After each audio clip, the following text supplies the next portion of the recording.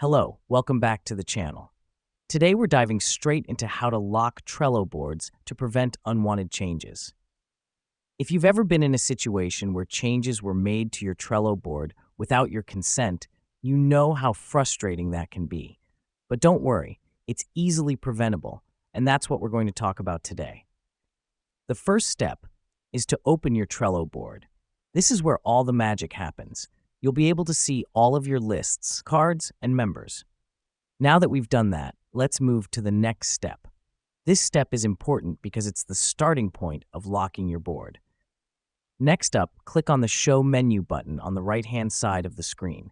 This helps us because it reveals a drop-down menu with settings and other options for your board.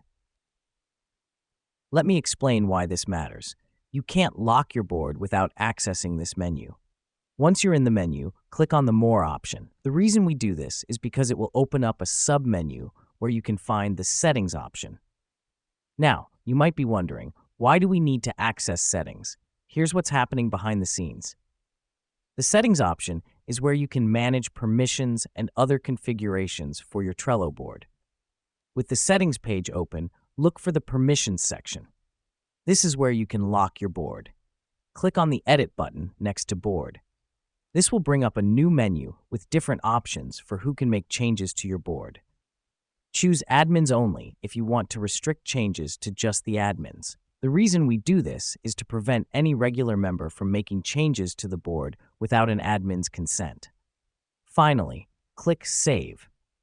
This helps us because it locks in the changes we've made, preventing unwanted alterations to your Trello board. And that's it. You've successfully locked your Trello board. Now you can enjoy peace of mind knowing that your board is safe from unwanted changes. Remember, the key to preventing unwanted changes is to limit who has the ability to make changes in the first place. Thanks for watching, and see you in the next tutorial.